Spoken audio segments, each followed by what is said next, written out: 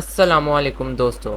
आज हम सीखेंगे कलर और लाइट के अलावा आगे जितनी भी चीज़ें हैं, ताकि अगली वीडियो में मैं आपको बताऊं कि अपने प्रीसेट्स हम किस तरह खुद बना सकते हैं और ये सारे टूल्स ही उस वीडियो में हमारे काम आएंगे। अब वीडियो को करते हैं स्टार्ट। सबसे पहले दोस्तों मैंने अपने सामने वही इमेज को ओपन कर लिया है जिसको मैंने लास्ट क्लास में एडिट किया था। यहाँ पे दोस्तों आपको ऊपर 3 डॉट्स नज़र आएंगे, आपने इसके ऊपर क्लिक करना है। आपको यहाँ पे नज़र आएगा व्यू ऑप्शन, आपने इसके ऊपर क्लिक करना है। यहाँ पे आपको दो चीज़ें नज़र आ रही है, फाइल इन्फो और हिस्टोग्राम। हम ये क्लिक करते हैं फाइल इन्फो पे, तो अब आपको ये नज़र आ रहा होगा इसने हमारे सामने इमेज की जितनी भी क्या नाम है डिटेल्स हैं उसको ओपन कर दिया है। अब हमें इसमें चाहिए हिस्टोग्राम। हिस्टोग्राम के लिए हम दोबारा व्यू ऑप्शन में जाएंगे और यहाँ से ऑन कर देंगे हिस्टोग्राम। हिस्टोग्राम में असल में ये हमें बताता है कि हमारे कितने वाइट पार्ट्स एक साइड को है या दूसरी साइड को है। ठीक है, अगर मैं इस इमेज का एक्सपोजर बढ़ा देता हूँ तो हमारे जितने भी कलर हैं वो एक तरफ चले जाएंगे, और अगर मैं उसको डल कर देता हूँ तो वो दूसरी तरफ चले जाएंगे। लेकिन जो हिस्टोग्राम है वो हमें बताता है कि हमारे कलर सेंटर में हैं या नहीं है। ये ज़्यादातर लोग ऑन करते हैं, इसलिए ऑप्शन रखी हुई है कि आप इसे ऑन कर लें या ऑफ़ कर लें, ये आपकी मर्ज़ी है। हम हिस्टोग्राम को ऑफ़ कर देते हैं, मेरा काम था आपको बताना। यहाँ से हम इसको कर देते हैं नो ओवरले। ठीक है, अब यहाँ से हमने कर लिया है हिस्टोग्राम का ऑप्शन। इसके बाद मैं अब आपको बताऊँगा, यहाँ से मैंने आपको कलर बता दिया है। अफेक्ट्स, अफेक्ट्स में मैंने आपको इतना ज़्यादा नहीं बताया था। ठीक है, मैं यहाँ से आपको इस अफेक्ट्स से बता देता हूँ। सबसे पहले हमारे सामने आ रहा है टेक्सचर। टेक्सचर जो होता है हमारी इमेज में, मैं आपको दिखाता हूँ। यहाँ पे आपको नज़र आ रहा होगा ये ग्रीन। अगर मैं टेक्सचर को बढ़ा दूंगा तो ये कितना प्रोमिनेंट हो जाएगा। अगर हम इसको कम कर देंगे तो हमारी इमेज में से डिटेल को कम कर देगा। मुझे वो ग्रेन ज़्यादा बुरा लग रहा था, इसलिए मैंने अपनी पिछली वीडियो में इसका टेक्सचर जो है वो कम कर दिया था। क्लैरिटी, क्लैरिटी आपके जो ब्लैक पार्ट्स होते हैं उनको ज़्यादा प्रोमिनेंट करती है। जिस तरह हम इसको डल कर देंगे, ठीक है, देखिए इमेज में उतना मज़ा नहीं आ रहा जितना अगर हमने इसको क्लैरिटी को प्लस वाली साइड पे लेकर गए थे। देखें, अब हमारी इमेज में ज़्यादा ब्लैक पार्ट्स शो हो रहे हैं तो हमारी इमेज अच्छी लग रही है। डी हेज, डी हेज वही आपकी इमेज को, आप इस माइनस में लेकर प्लस में लेकर जाएंगे, आपकी इमेज को डी हेज कर देगा, मतलब उसमें ब्लैक्स ऐड करेगा। और अगर आप इसको माइनस में लेकर जाएंगे आपकी इमेज में हेज ऐड कर देगा। इसलिए हम इसके अंदर हल्का सा हमने डी हेज ऐड किया था। उसके बाद नीचे नज़र आता है विगनेट। ये आपकी इमेज के साइडों पे बॉर्डर बना देता है ब्लैक या वाइट। जिस तरह अगर हम इसको लेकर जाते हैं प्लस की तरफ, ये देखें ये वाइट बॉर्डर बना रहा है। उसके बाद नीचे आपको इसी के मिल जाते हैं मिड पॉइंट, आपने कहाँ तक ऐड करना है, कितना आपने उसको क्लोज करना है। फेदर आपने कितना ऐड करना है, कितना कम करना है। राउंडनेस आपकी कितनी होनी चाहिए। हम इसको मिड विगनेट को यहाँ से बंद कर देते हैं। हम अपने विगनेट को लेकर जाएंगे माइनस की तरफ, और इसके मिड पॉइंट को भी नहीं छेड़ेंगे, फेदर को भी और राउंडनेस को भी। अब आप गौर करें, आपका सारा से ज़्यादा गौर किस पे जा रहा है, बीच वाले फ्लावर्स पे। ये इसी चीज़ के लिए यूज़ होती है कि आपका ज़्यादा से ज़्यादा फोकस बीच वाली इमेज में रखता है। इसलिए हम इसका विगनेट थोड़ा सा कम कर देते हैं और इसको माइनस वाली तरफ ही रखेंगे, जिससे हमारी इमेज पहले ये थी, अब हमारी इमेज ये है। ये मैंने आपको पिछली वीडियो में भी दिखाया था। उसके बाद हाइलाइट्स को इतना ज़्यादा यूज़ नहीं करते हैं जी। ग्रेन, ग्रेन वही हमारी इमेज में आपको ये जो से डॉट डॉट्स नज़र आ रहे हैं, अगर हम इस ग्रेन को बढ़ाएंगे ये हमारी इमेज में और ग्रेन ऐड हो जाएगा, ये आपको नज़र आ रहा है। इसलिए हमारी इमेज में पहले से ही ग्रेन ऐड है। ये ज़्यादातर जो फिल्मी होते हैं वो फिल्म्स वाले वो इसको अपनी वीडियो या फोटोज़ में ऐड करते हैं। हम अपने ग्रेन को रखेंगे ज़ीरो। ठीक है, ये भी बहुत जगह इस्तेमाल होता है, आपको इसको यूज़ करना चाहिए जहाँ पे आपने अपनी इमेज में से डिटेल्स लेकर आनी है। ठीक है, बस इतना सा पार्ट था ये हमारी इफ़ेक्ट्स वाले में। उसके बाद नीचे आ जाता है ये हमारे सामने डिटेल्स। यहाँ पे आपको मिल जाती है सबसे ऊपर शार्पनिंग। शार्पनिंग आपकी इमेज में शार्पनेस ऐड करता है। वही उसका नीचे आप कितना रेडियस ऐड करना चाहते हैं उसकी डिटेल्स वगैरह ऐड कर सकते हैं। शार्पनेस हमारी वीडियोस में हम थोड़ा सा इसको कर देते हैं 20%। ठीक है, उसके बाद नीचे आ जाता है मास्किंग। मास्किंग को हम इतना यूज़ नहीं करते, इसलिए हम मास्किंग को यूज़ नहीं करेंगे। उसके बाद नीचे आ जाता है नॉइस रिडक्शन। ये आपकी इमेज में भी जितनी भी नॉइस रिडक्शन होती है, नॉइस होती है, उसको रिमूव कर देता है कई हद तक। ठीक है, ये आप देख सकते हैं उससे हमारी इमेज में से नॉइस को रिमूव कर देता है कई हद तक, इतना नहीं करता। ठीक है, आप इसको अगर अपनी इमेजेस में यूज़ करना चाहे तो कर सकते हैं। नीचे आपको उसकी डिटेल्स भी मिल रही है कि आपने ये ऐड करनी है या नहीं। कंट्रास्ट जो है वो भी नॉइस रिडक्शन का है, अगर आप इसको बंद कर देंगे तो ये दोनों ऑप्शन बंद हो जाएगी। हम हल्की सी नॉइस रिडक्शन ऐड करेंगे। उसके बाद आ जाता है कलर नॉइस रिडक्शन। ये नॉइस रिडक्शन और कलर नॉइस रिडक्शन ये दोनों अलग अलग चीज़ें हैं। ठीक है, अब हम इसको जूम आउट कर लेते हैं और यहाँ पे हमारी अगर किसी फ़ोटो के लेंस में कोई प्रॉब्लम होती है और वो कलर्स को छोड़ देता है या फिर उनको चेंज कर देता है, तो ये कलर नॉइस रिडक्शन हमारे इसी काम में आती है कि हमारी उस इमेज में से कलर को करेक्ट कर देती है। हमें इस इमेज में कलर नॉइस रिडक्शन की बिल्कुल ज़रूरत नहीं, हम इसको भी बंद रख देंगे। बाकी इसमें और कुछ नहीं है डिटेल्स वाले पोर्शन में। उसके बाद नीचे आपको मिल जाता है ऑप्टिक्स।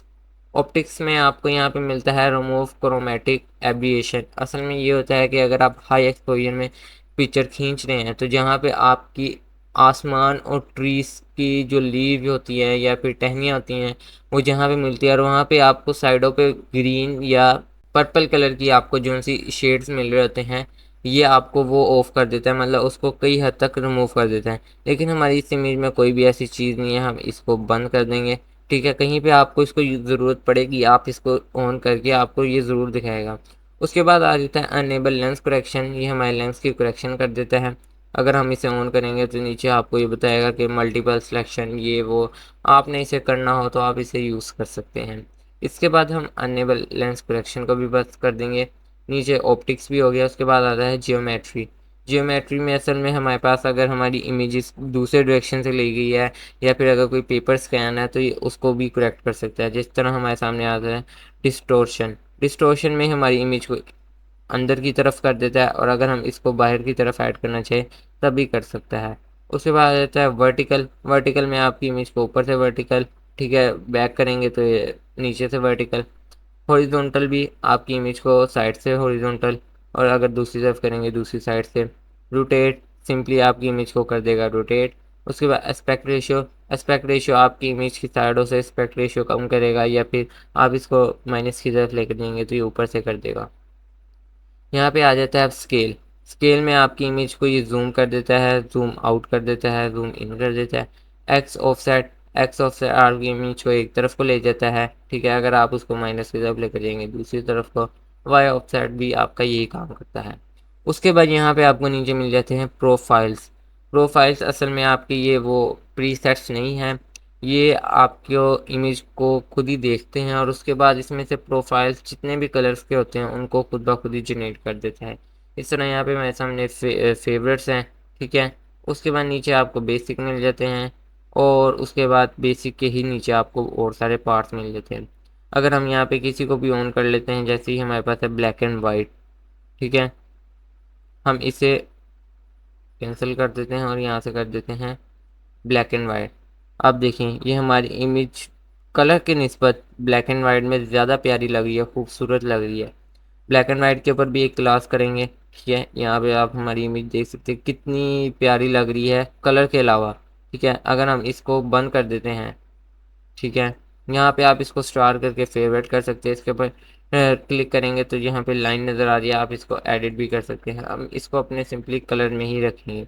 ठीक है, उसके बाद प्रोफाइल्स में आपके पास और इतना कुछ नहीं है, जितने आपके प्रीसेट्स कहना चाहें आप जो मर्ज़ी के हैं ये आपके वो प्रीसेट्स हैं। अगर आपने इसको यूज़ करना है तो टिक, नहीं तो आप इसे कर सकते हैं क्रॉस। उसके बाद यहाँ पे आपको ऊपर शेयर के बटन के साथ प्लस नज़र आ रहा है, उसके साथ आपको ये बैक वाला नज़र आ रहा है। यहाँ से आप अपनी जितनी भी सेटिंग है बैक कर सकते हैं। अगर हम इसके नीचे वाले बटन के ऊपर एरो के ऊपर छोटे से क्लिक करें, यहाँ पे आपको मिल जाते हैं वर्जन्स और उसके नीचे मिल जाता है रीसेट।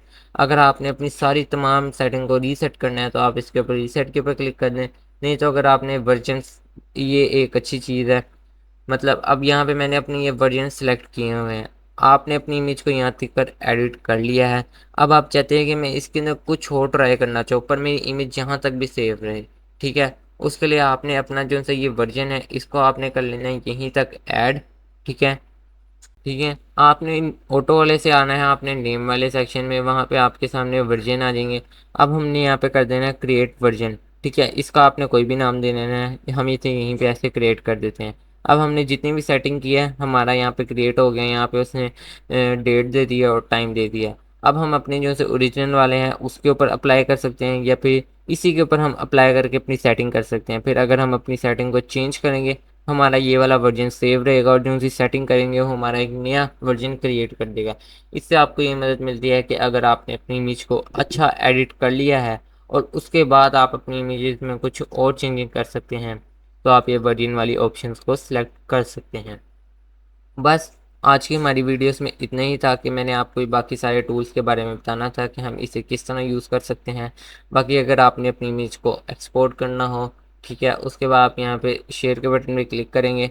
अगर आप सेव टू कॉपी करेंगे तो ये आपकी इमेज में यही सेटिंग आपके लाइट रूम में सेव हो जाएगी, ठीक है। आप इसे बाद में भी ओपन कर सकते हैं। शेयर से आप शेयर कर सकते हैं। एक्सपोर्ट, एक्सपोर्ट में हम जब क्लिक करेंगे यहाँ पे आपको मिल रहा है फाइल टाइप। फाइल टाइप में आपको मिल रहा है जेपीजी, टीएनजी या टिफ। जेपीजी तो आप सारों को पता है। डीएनजी फाइल ये होती हैं कि अगर आपने इनको एक्सपोर्ट कर लिया है, जिस तरह आपको फोटोशॉप या फिर प्रीमियर प्रो में आप उनके जो फाइल्स होती हैं उनको सेव कर लेते हैं, बाद में उनको ओपन करके एडिट करते हैं।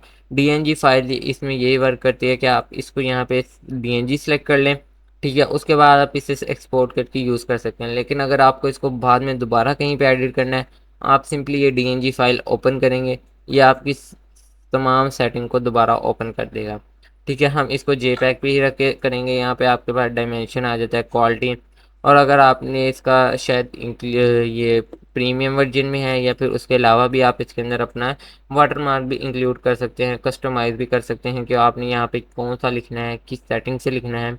आप सिंपली अपनी इमेजेस में अपने वाटरमार्क भी ऐड कर सकते हैं, और आपने सिंपली टिक के बटन के ऊपर क्लिक करना है, आपकी जो इमेज होगी वो कंप्लीट एडिट हो जाएगी।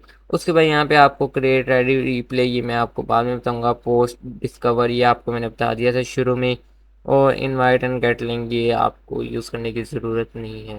थ्री डॉट्स पे भी आपके पास वही आ जाता है, ठीक है। उसके बाद ऑर्गेनाइज, मतलब आपने अपने फोल्डर्स बनाने हैं, वो ऑप्शन का बता दिया। क्रिएट प्रीसेट्स और कॉपी प्रीसेट्स का मैं आपको अगली वीडियो में बताऊंगा। और स्टार्ट स्लाइड शो, ये आपके उनके जो से टेम्पलेट्स हैं उनके बारे में आपको ये वीडियो बना के देंगे, और हेल्प भी आपकी उसी में करते हैं। तो अगर वीडियो अच्छी लगी हो तो इसको लाइक कर दें और चैनल को सब्सक्राइब कर दें, और हमारे फेसबुक पेज को भी जाके और इंस्टाग्राम पेज को भी जाके फॉलो कर दें। तब तक के लिए अल्लाह हाफिज़।